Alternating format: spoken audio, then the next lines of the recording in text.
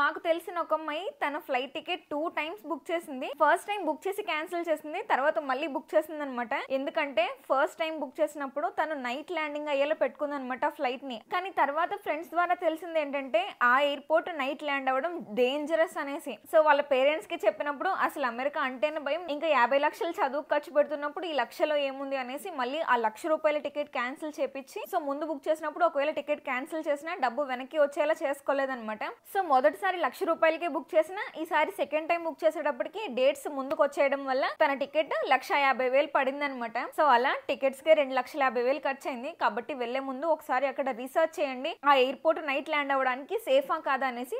మీ relatives ఎవరైనా pick చేసుకోవడానికి వస్తే, మీ ఫ్రెండ్స్ ఎవరైనా పిక్ చేసుకోవడానికి వచ్చినా సూపర్ హ్యాపీ అనమాట. సో ఒకసారి అడిగి తెలుసుకుని ఇన్ఫర్మేషన్ అప్పుడు బుక్ చేయండి. అందుకే మీరు ఎప్పుడు చూసినా సరే మార్నింగ్ ల్యాండ్ అయ్యే ఫ్లైట్స్ కాస్ట్ డబుల్ ఉంటది అనమాట నైట్ ల్యాండ్ అయ్యే ఫ్లైట్స్ కన్నా. సో అలా అన్ని విషయాలు షార్ట్ గా నేను ఇక్కడ చెప్తాను. ఇంకా వివరంగా తెలుసుకుని వెంటనే ప్రాసెస్ స్టార్ట్ చేయాలంటే ఈ నంబర్స్ కి కాల్ చేసేయండి.